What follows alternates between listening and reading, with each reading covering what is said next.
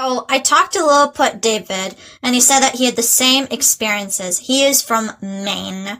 I am going to be in North Carolina. He is from way up in Maine, and he said as well that the school he went to taught the same transgender, LGBTQ+, same-sex marriage, evolution, critical racial theory, and Raymond said they teach that because it's all like brainwashing. And he said that they did the same thing over there. So it's the same thing in all of them. So it's like brainwashing in like all of them. We also talked about that these shows that we used to watch were all subconsciously conditioning, mind controlling us as well. And you realize I was being brainwashed from all fronts. It's honestly shocking that I didn't turn out like one of those social justice warriors, like one of those SJWs. I was pretty close to becoming that way. But Raymond said that Yahweh saved me. He said that Yahweh brought me out of all that brainwashing. But if I had not have been brought out, I probably would have become like those people, which is pretty scary. Yahweh saved me. It's pretty scary when you realize that they brainwashed, that they conditioned almost all of us. And most never come out of the brainwashing. I think Lilliput's case is rather extraordinary. And I'm also going to warn you, do not watch these shows. Harry Potter, Little Witch Academia, all these other shows about magic and witchcraft. Get rid of it, turn it off. That is all conditioning too. And putting that on is like a gateway. It's like a sort of passage. It's like a tunnel into your subconscious. It's like when you have evil spirits, or it's like when you have evil things at your door. But the thing is, you cannot let it in unless it knocks. And unless you willfully let it in. But if you do not let it in and you guard yourself against it, then you can get this stuff out of your mind. And you can get this stuff out of your home. If you have faith in Yahweh, if you have faith in God, then you can get yourself out of this mind control. But if you do not, then you're going to be deceived. Remember that scripture in Revelation, all the world wondered after the beast. Most people will never get out of it, and they all are gonna follow him. That is all near future. We won't follow the beast, but almost everybody else will. And the people that attacked me and continually mocked and scoffed at me and are blind, I know they all will. That's why I said you should stay away from them. Do not listen to them or you will be deceived. Those ones are going to deceive you.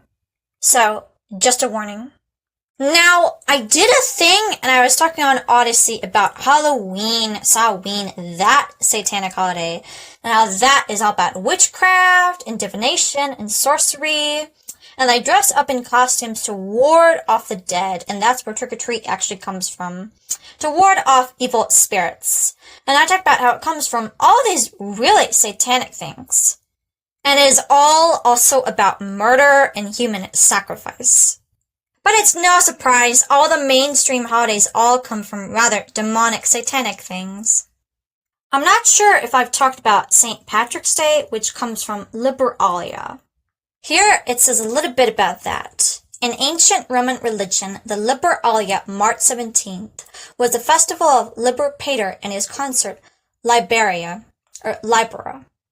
The Romans celebrated Liberalia with sacrifices, human animal sacrifices, processions, ribald, and gotcha songs, and mass which were hung on trees. The feast celebrated the maturation of young boys to manhood. Roman boys, usually at age 15 or 16, would remove the bulla praetexta, a hollow charm of gold or leather, which parents placed about the necks of children to ward off evil spirits. Very similar to Halloween. Well, both of these are completely satanic. At the Liberalia ceremony, the young men might place the bulla on an altar with a lock of hair or the stubble of a first shave placed inside, and dedicate it to the Lares, the gods of the household and family. Mothers often retrieved the the discarded bola and kept it out of superstition. Sort of like good luck charms. Like I said, those are all about witchcraft too. If the son ever achieved a public triumph, the mother could display the bullet to ward off any evil that might be wished upon the son by envious people. It kind of reminds me of the evil eye. I read that is like a very similar kind of thing. Well, I said there's the eye that is in heaven, that is Yahweh, and the eye on the earth, the all-seeing eye on the earth is Satan.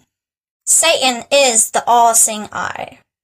And after the war in heaven, which is sin, the all-seeing eye, Satan, is coming.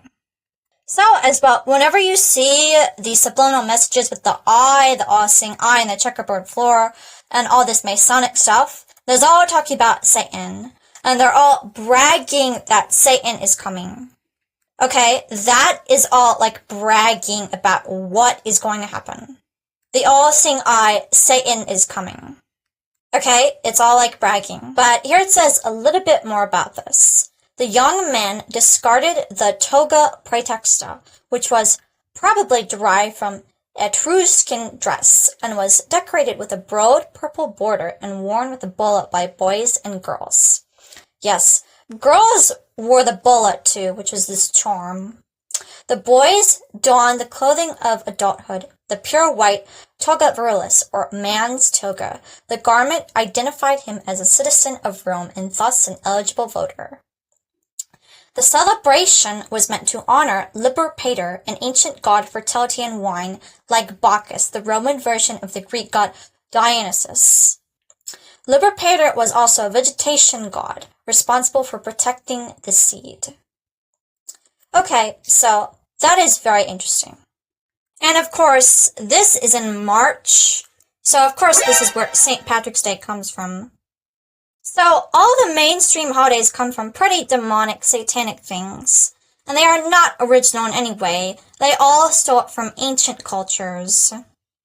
And you know, I talked about the Christians and the whole Trinity thing they have. The Son, the Father, the Holy Spirit. And they stole that from the ancient religions too. The ancient Greeks and Egyptians and the other ancient religions, they all had like the same thing.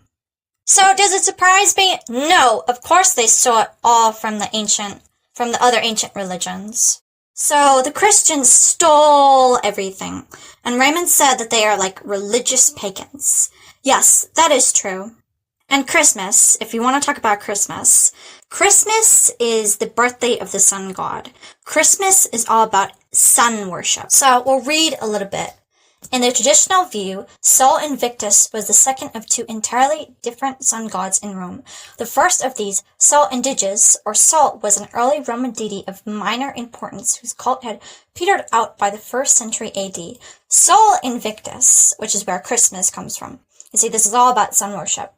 On the other hand, was a Syrian sun god whose cult was first promoted in Rome under Elagabalus without success. Some 50 years later, on 25th December AD 274. Right, and 25th December is Christmas. So this is where Christmas comes from.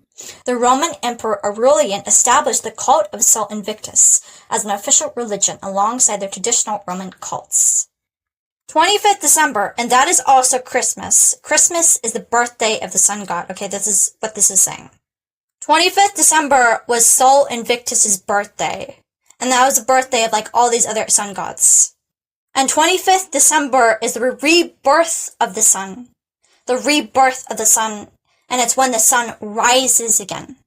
So Christmas is all about sun worship.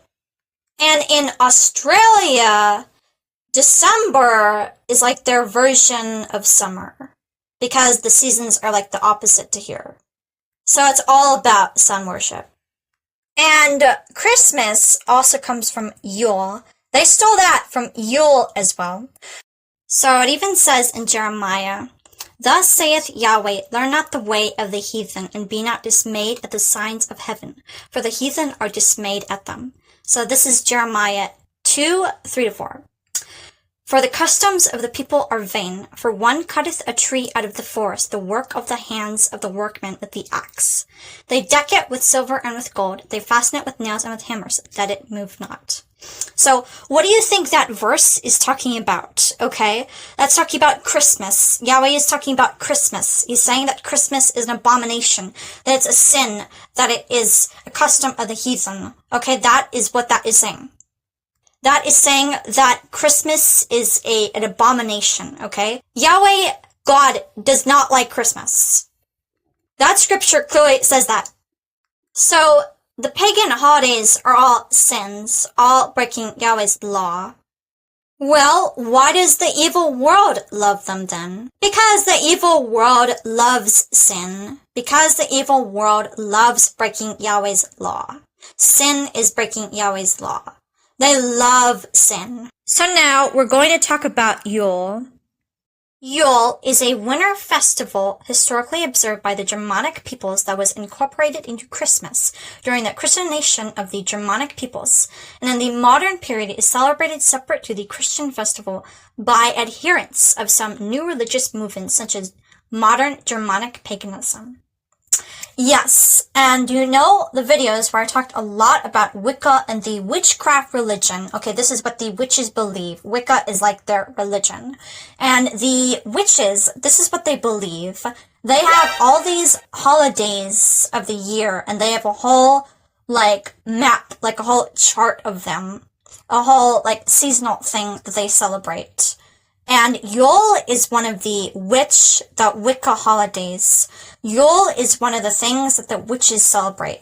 And the Satanists, they also celebrate Yule, and they celebrate this stuff as well. So that is also sort of like a fact. Scholars have connected the original celebrations of Yule to the wild hunt, the god Odin, and the heathen Anglo-Saxon Modernit, Mother's Night.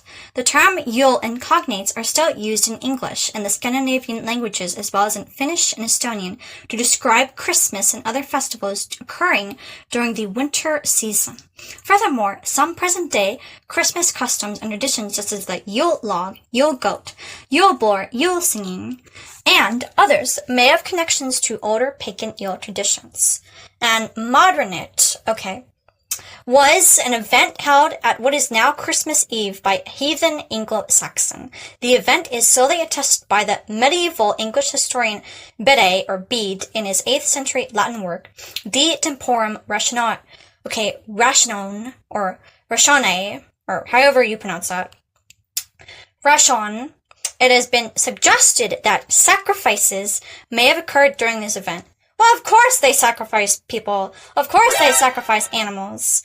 They did that on all of these, evil false holidays. Scholars have proposed connections between the Anglo-Saxon Modernit and events attested among, or Modernit, or Mahadranit, or something like that. I'm trying to pronounce these words better.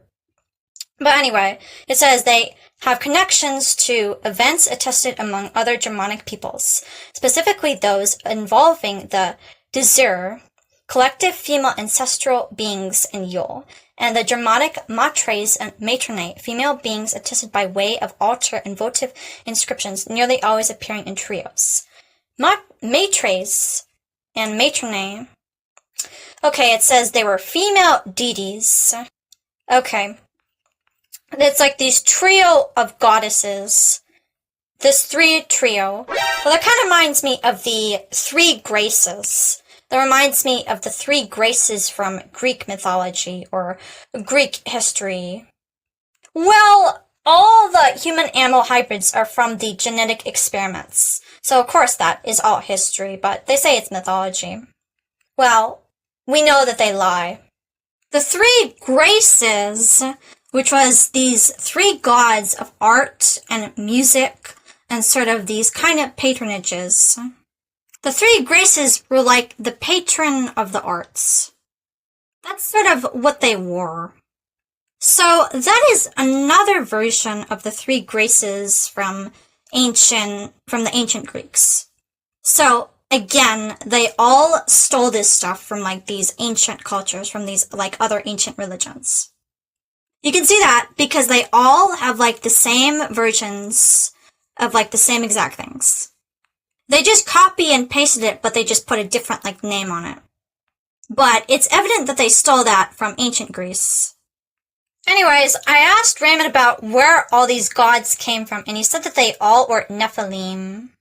Offspring between the humans and the angels. The fallen angels. Like the disobedient sons of Yahweh. So, like, that's what they are. The Wheel of the Year, we're going to talk a little bit about that, is an annual cycle of seasonal festivals observed by a range of modern pagans, marking the year's chief solar events, solstices and equinoxes, and the midpoints between them. Okay, so Yule, which is in December, Imbolc, February, Ostara, March, and Ostara, isn't that where Easter comes from as well? And Ishtar, the Babylon fertility goddess. See, this is all like evil stuff. And Beltane, which is, Walpurgis Not Night, which is this whole festival about these witches. And Litha, which is in June. And Lugnasa, which is in August. And Mabon, which is in September. And Samhain, which is, I think, in 1 November or October 31st. Okay. Observing the cycle of the seasons has been important to many people, both ancient and modern.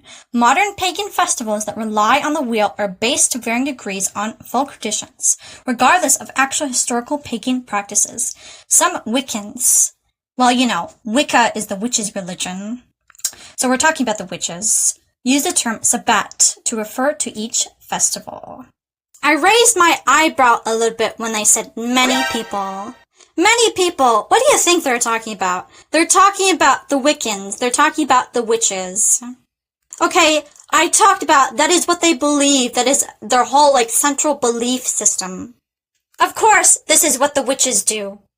And the other pagans, but we're mostly talking about the witches.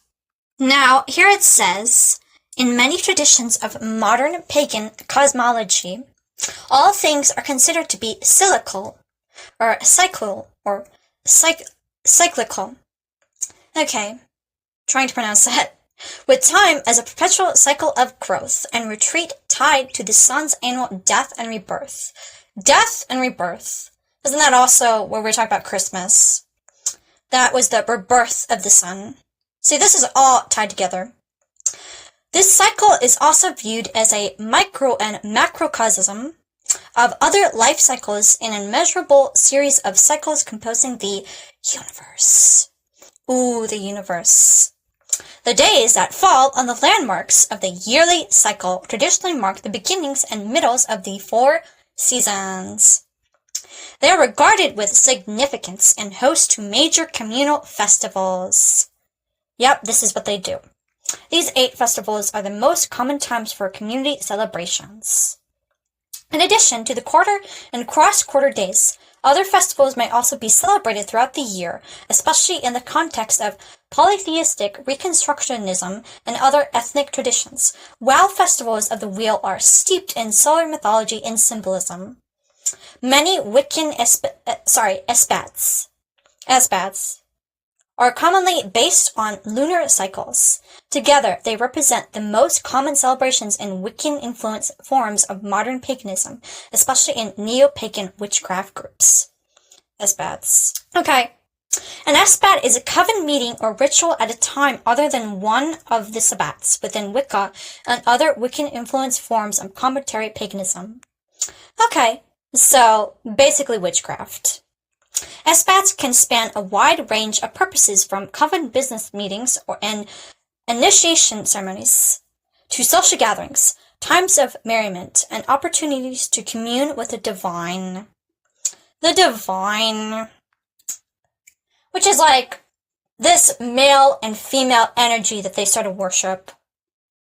Esbats are typically held once per month on or near the night of a full moon or new moon.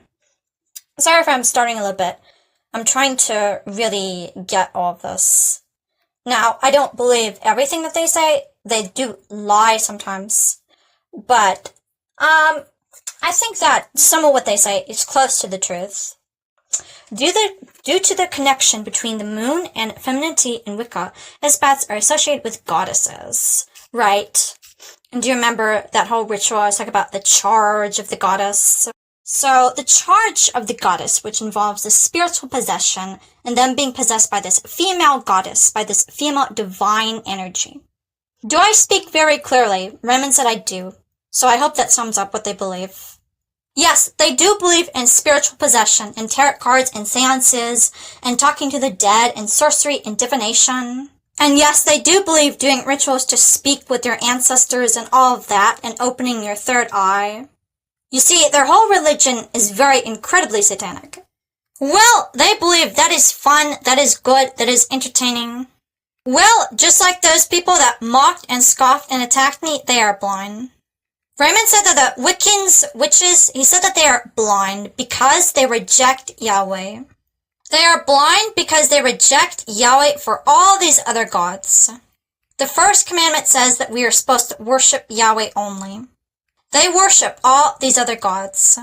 They broke the first commandment, and that is also why they are blind. When I mean blind, I mean spiritually blind.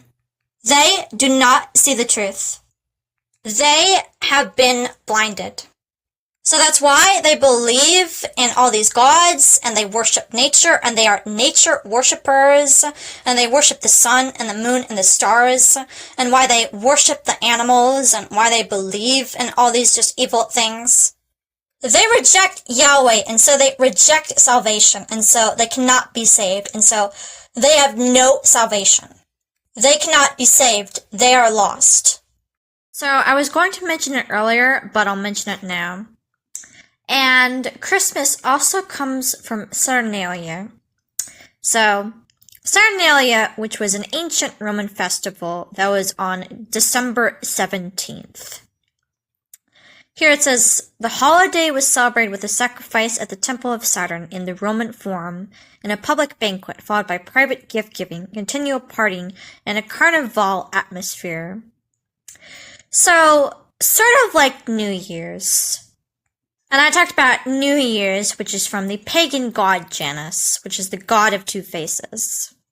And if you look it up, you'll find our months were all named after these pagan gods. And our weekdays, Monday, Tuesday, Thursday, Friday, were also named after these pagan deities. Thursday is Thor's Day, and things like that. So it's all really quite evil. I was talking about these witches, these Wiccans. They have practically hijacked everything. Well, they are in communion with their god, Satan. They are one with him, the ruler of this evil world. Well, the book says where they are going to go, Revelation 21:8. But the fearful and unbelieving and the abominable and murderers and whoremongers and sorcerers and idolaters and all liars shall have their part in the lake which burneth with fire and brimstone, which is the second death.